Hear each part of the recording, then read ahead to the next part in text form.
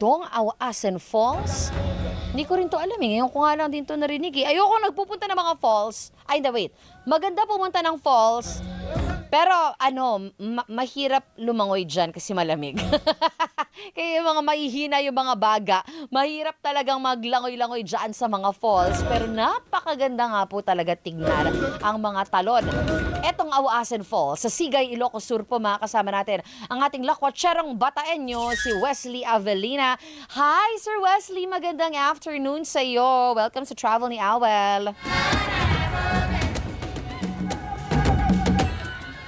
Ayan, Sir Wesley, naka-mute ka pa po yata. Magandang hapon po sa inyo lahat. Hi, Sir Wesley. Tama ba? Lakwatserong Bataenyo? Yes po, yes po. Ay, bakit? Ano ibig sabihin ng Bataenyo, Sir Wesley? Taga-Bataan po kasi ako. Ganun pala yun. Ganun pala yun. Hindi ko alam. Akala ko taga-Bataan. Ganon! Bataenyo pala ang tawag talaga. Yes po, yes. Okay. So, pag babae, Bataenya. Ganyan. Bataan. O ano na yun? Bataenyo talaga, babae, lalaki. Okay. Sige. Awasen Falls ng Sigay, Ilocos Sur ang iyong napuntahan. Pero bago natin pag-usapan yan, ikaw ba isang travel vlogger? Ay, hindi naman po. Nahihilig lang po ako mag-take ng mga pictures, video, ganun po. Tapos, pinapost ko lang din po sa page ko. Pero hindi naman po ako nagbablog talaga. Hindi ka talaga nagvo-vlog. Pero lakwatsero ka, kaya marami kang mga naipopost na mga picture. Alright. Sino kasama mo pag naglalakwatsa ka? Marami po kung sino-sino po, random people, ganun po. Okay. Mga gustong sumama sa akin. Oo. Usually, weekend yung ginagawa? Opo, tuwing weekend po, meron po. Dami din maganda dyan sa Bataan tsaka marami masarap na pagkain dyan okay. Yes po, yes Yung Awasen Falls sa Sigay, Ilocos Sur, kailan mo to napuntahan, Sir Wesley? Bali po napuntahan ko po, nung first time ko po napuntahan yung Awasen Falls nung November, para kasagsagan po ng Bagyong Christine. Ha? Yes po, yes po. Bakit kayo bagyo nun, tas nag-iikot kayo? Delikado! Opo. Bakit kayo nagpunta doon ng bumabagyo? Bali na-contact naman po namin yung local tour guide doon. Okay naman po. Pinagbigyan naman din po kami ng panahon. So, inabutan po kami ng Bagyong Christine nung pababa na po kami. Ay, okay. So, hindi pa naman pala talaga nung tumama. Kaya pala yung picture na naibigay sa amin, maganda pa yung weather, ang linaw nung, Awasen Falls? Okay, sige, papunta doon. Ano yung mga nadaanan ninyo, Sir Wesley? Kwentuhan nyo naman kami, please. Bali po, ang jump off po nun is sa Rangtai Eatery. Doon po kayo pupunta. Tapos po, pagpunta niyo po doon, sasalubungin po kayo ng Monster Jeep. Meron pa po kayong sasakyan na jeep papunta mismo sa Awasen Falls. Mga 30 minutes din po yung biyahe. So 45 minutes po. At itong Awasen Falls, ano ba ito? Meron bang park ito na may kailangan kang bayarang entrance fee? Meron po. Bali po ang bayad po sa Monster Jeep is 3K good for 14 packs po. Tapos 50 pesos po sa environmental fee. Tapos 750 po sa local tour guide. Okay, kailangan mo ba maghintay mapuno yung jeep? Hindi naman po, basta po bayaran nyo na lang po yung alright. 3K. Okay na po yan. Gaano kataas itong Awasen Falls? Bali, tinraking po namin siya ng mga 45 minutes. Nandun na po tayo. Mula baba, paakyat sa tuktok? Yes po, simula po sa jump off ng Awasen. Syempre bilang talon, may mga lugar naman dyan na sa ibaba na pwede ka lumangoy, di ba? Pinayagan ba kayo? Opo, meron po. Meron po. Sa mismong baba po ng falls, pwede po kayong maligo. Pero, payo ko lang po sa mga maliligo, wag na po kayo masyadong dumulo. Baka, ano pang mangyari sa inyo dahil sobrang lalim niya po talaga. At saka malakas yung pressure niyan di ba, ng tubig kapag po, nasa sobrang talon. lalim po. Talagang parang nangahatak po siya kung lalayo pa kayo sa Oo, lumangoy din kayo nung binisita niyo. Yes po. Malamig. Sobrang lamig po, lalo po nung bumabagyo kasi sobrang wala pong araw. Kaya sobrang lamig po talaga. Oh, nakalangoy na ako ng talon dati. Ayoko nang bumalik, ayoko nang ulitin. Ang lamig. Bakit naman po? 'Di ba? Hinihintay mo, iinit kaya yung tubig kasi baka mamaya marami naman kami lumalangoy. Eh dahil continuous yung flow, 'di ba? Hindi siya iinit Opo. at all. Ang lamig. Hindi po siya pupuno ng ihi. Oo. 'Di ba? Hindi talaga kahit anong gawin ninyo all together. So isa siyang malamig na na experience etong pag-swimming sa mga talon. May mga ipinagbabawal ba kung kunyari lalangoy na dapat ganit etong klase ng mga damit lang ang pwede ninyong isuot? Wala naman po, wala naman po. O kasi Siguro po bawal lang mag-dress. oo, syempre. Pero kung gusto mo Na hindi kayo mag-picture sa makakagalaw ng ilalim, ganyan. Oh, mahirap eh. Kahit nga yung mga Sir Wesley, di ba yung makakapal, jogging pants, ganyan. Opo, opo. Siyempre mag-weigh down yan sa iyo. O nung, gwapo nitong picture na ito. O, ikaw ba yan? Yes po, yes po. Pogi mo dyan. Bagay pala sa'yo pag nakatalikod. Sino? Taligod na lang po ako. Hindi, pogi din naman kahit nakaharap. Sino kasama mo nung lumangoy kayo, nung nag-trekking kayo dyan, Sir Wes? Bali po yung mga kaibigan ko punta dyan, Manila. Mm. Yan. Mm-mm. Sila po yung mga kasama ko pumunta dyan. Sino nagplano na dito kayo pupunta? Ayun, tiga Manila ko pong friend na bigla na lang po nagkaayaan na tara sa Asin Falls tayo. Mm-mm. At ako, na-curious ako kasi, Biglaan na lang po talaga. kasi hindi naman, sa mga talon na pinag-uusapan, hindi naman sobrang kilala itong Asin Falls, di ba? Saan nyo na-discover itong Asin na pwede palang puntahan at ikutin? Bali po matagal na po namin alam yung Asin. Mm-mm. 2024 pa mga hindi lang po talaga namin siya napupunta ng Mhm. ng talaga natutuloy. Talaga pong biglaan lang po talaga yung plano. Mm-mm. Kaya po natuloy talaga. Ayun naman daw talaga yung natutuloy pag hindi pinag-usapan. Yes po. 'Di ba? Yung biglaan na okay naman pala lahat. O maliban dito sa Asin Falls, isa kang lakwatserong Bataeño, saan ka pa nakapunta para naman makwentuhan mo kami ng iyong mga travel stories? Madalas po kami sa Mount Pulag, Sagada, Tanay Rizal, yan po, Zambales, at syempre po dito po sa Bataan. Mhm. Uy, tamang-tama. Kasi ang usapan natin ngayon ay mountain view nga, 'di ba? So kwentuhan mo naman kami dito sa mga view ng mga napuntahan ninyong mga lugar.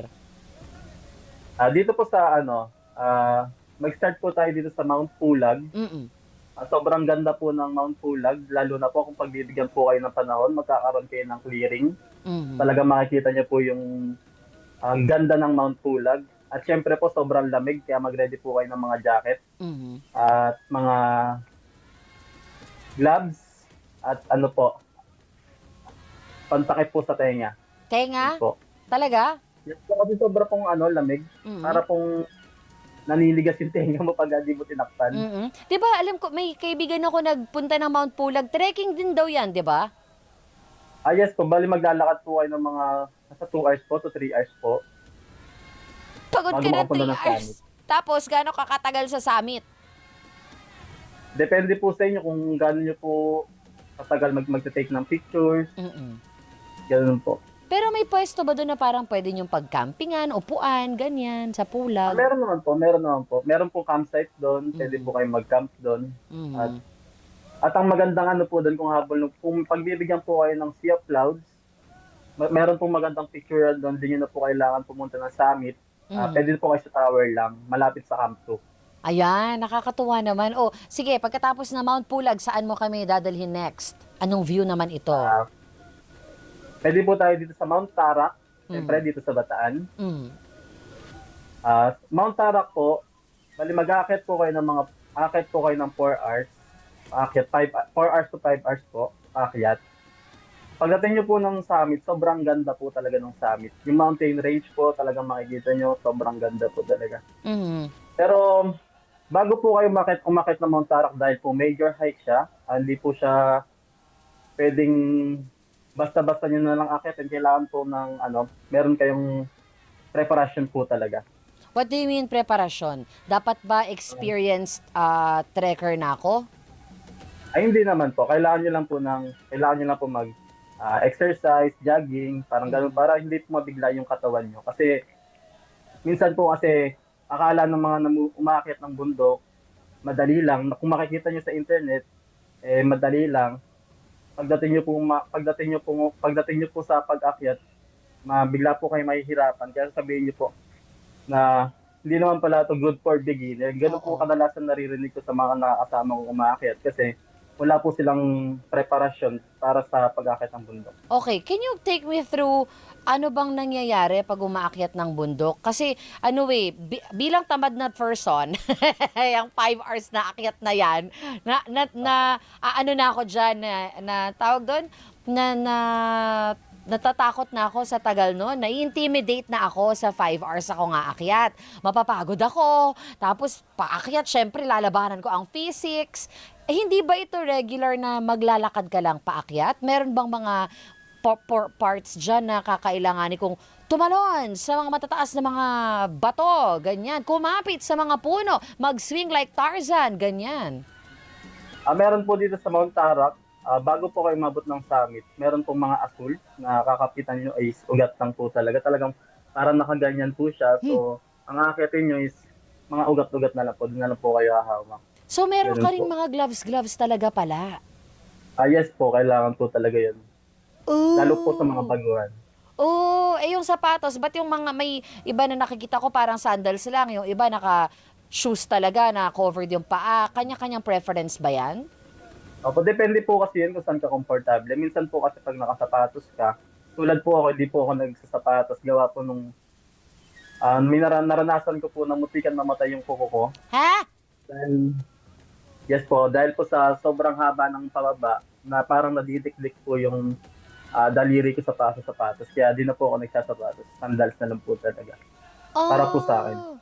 May ano pala yan, nakala ko may proper gear, proper trekking gear na kinakailangan, 'di ba? Kasi for safety purposes. So kanya-kanya rin po pala talaga yan ng okay, sige. Mas okay po siguro kung magdala po kayo ng sapatos at sandals. Para kung sumasakit na po yung paa nyo, Palit pwede na nyo pong lang. pagpalitin. Oo, dagdag lang 'yan sa mga buhatin, pero ba't ka pa magrereklamo kung maganda naman ang view mo sa taas? Opo, 'Di opo. ba? Magsipag yung mga gustong mag-try, yung mga katulad kong tamad, move on na tayo sa susunod. Ayaw pa rin pala subukan. Sulit ba? Sulit ba, Sir Wesley, ang umakyat sa mga mountain views? Bali po kasi ganito, nung first hike ko po, 19 years old po ako noon, sa Mount Purgatory. Bali naaya lang din po ako, bali. Ang sabi sa akin, major hike daw po. Hindi ko po alam kung ano yung major hike. Basta po sumama lang ako. Basta ang alam ko po, ang idea ko po kasi nung dati sa camping, parang magte-tent lang, ganon. Yun lang, wala nang mahirap na akyatin. Noon pala, nung pag-akyat po namin, halos 14 hours po paakyat pa lang. Ang Kaya po tagal! para akong lalagnatin. Nainis ako dun sa Parang nasa 14 hours. Isang buong araw na yung kinain, no? Nung 14 hours na yun. Saan yan? Sa ano ulit? Mount Purgatory po. Yun po yung Kaya pala! una akong inakyat. Kaya pala, kasi purgatory siya. Dito ba sa Pilipinas yan? Actually, wala po talaga akong idea na ganun kahaba yung lakarin. Oh. Dito ba Basta sa sumama lang Pilipinas po yan? ako. Yung Mount Purgatory? Yes po, sa bandang Benguet po. Ginagalit mo ako eh. Yung 14 hours. Ang tagal. Ang tagal nun. Hindi siya, like, tuloy-tuloy yan. Tuloy-tuloy na naglalakad Yes po, kayo niyang tuloy-tuloy 14 hours.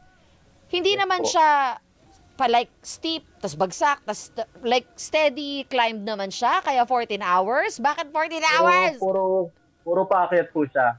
Oh. So, pag akyat ko ba dyan, mapupunta na ako sa langit dahil pinagdaanan ko rin purgatorio? Ganon. Ang hirap. 14 hours. And this was your first time to climb yung Yun nga Mount po. Purgatory. Kaya hindi ko rin po talaga makakalimutan yung bundok na yun. Sobrang solid niya. Pagka worth it naman po yung nilakad namin na sobrang tagal. Sobrang ganda niya po. Oo, dapat nagdasal ka na rin nun, napatawarin na ng Diyos lahat ng mga kasalanan na ginawa mo at gagawin pa sa mga susunod na araw.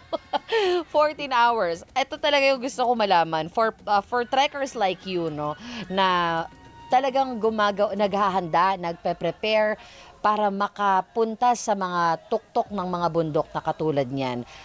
Ano yung drive ninyo? Why you want to do it? para sa amin po kasi, sa akin po, personal ano ko po, para po, memories talaga po talaga. Mm-mm. Memories. Mm-mm. Para makagawa pa ng mga memories, makita ko paano bang merong magagandang lugar dito sa Pilipinas. Mm-mm. Iyang mga ganyan ay something we should try to do in our lifetime, 'di ba, Sir Wesley? Kahit hindi yung Mount Purgatory dahil 14 hours. Yan na lang mga tag 2 hours trek muna. Ano yung madaling na akyat mo para sa mga beginners like me? Isa po dyan yung Auasen Falls. Aha. Kasi nga 2 hours And lang. saka po, ano pa ba, Tanay Rizal, Nagpatong Rock, Mm. Daraitan, madali po ang Daraitan pag hindi po umuulan. Pag umulan, maputik na, ganon. Okay, yes. Saka po yung Gulugod Baboy sa Batangas. Ano? Gulugod Baboy po. Gulugod baboy, masarap yun. 'Di ba? Pero lugar din pala yon, yung ano. Okay, sige. Bali ano po kasi yun, 10 minutes, Mm-mm. ano lang, akyat. Ay, ang dali. Doon muna ako. Yes po, sobrang dali po. 10 minutes sa akin. Grabing katamaran yung 10 minutes, no? Baka naman, pero maganda naman ang view. Worth it naman. Ay, sobrang ganda po. Gulugod Dahil yung Baboy, paligid po ng Batangas. bundok na yun, Oo, yung tama. paligid po nun is dagat talaga. Ay, bet! Ano? Gulugod Baboy, Batangas. Baboy. Oo. Oh, sa mga first timer like me, 10 minutes lang doon. Saka na natin atimin ang Mount Purgatory na 14 hours na pinuntahan ni Sir Wesley. Sir Wes, bago ka namin bitawan, ano yung page mo na pwede namin i-follow para makita naman namin yung magagandang pictures Follow mo? nyo po yung Facebook page ko, Lakwatserong Bataeño. Yan Mhm. po. Kung gusto nyo pong gumala, message nyo lang ako. Sasamahan ko po kayo. Ayan, gusto ko yan. Meron ka rin ba mga like DIY tips? Kasi di ba yung iba gumagawa niyan na like para makita how much yung breakdown, ano yung mga sasakyan, yung mga ganon. Yes po. Kung gusto nyo pong mag-DIY, pwede po kayo, kunyari po meron kayo pupuntang isang lugar, mas okay po kung kontakin nyo agad yung tourism nila o kaya maghanap po kayo ng tour guide para po ma-breakdown yung lahat ng gagastusin. Alright, maraming salamat sa inyong panahon, Sir Wesley Avellina, ang ating Meron po. guest uploader, Lakwatserong Bataeño, ating nakasama. God bless, sir. Thank you. Pwede po ba ako mag-shoutout? Yesterday once more. Go ahead. Shoutout ko lang sa Balenyong Gala, Trayo Adventure, siyempre, Nuestra Familia, Your Familia, saka po Looban Boys. Thank you po. Ayan, maraming salamat, Sir Wesley Avellina. God bless sa iyo. And thank you for your time for sharing us your Thank you po. travel story. Salamat. Kala ko yung Mount Purgatory sa Biblia ko lang yun maririnig. Totoo pala yun. Talagang purgatory siya dahil 14 hours ang gagawin mo at gugugulin mo para lang maakyat yung tuktok. Kano ba kaganda yung view niyang Mount Purgatory na yan? Isa-search ko po yan maya-maya. Titignan ko lang yan. At magbe-break po muna tayo dito sa travel ni Awel. At tayo rin ay magpaplano ng mga ating susunod na pupuntahan sa WPM Radio sa Istrenta at Teleradyo Serbisyo.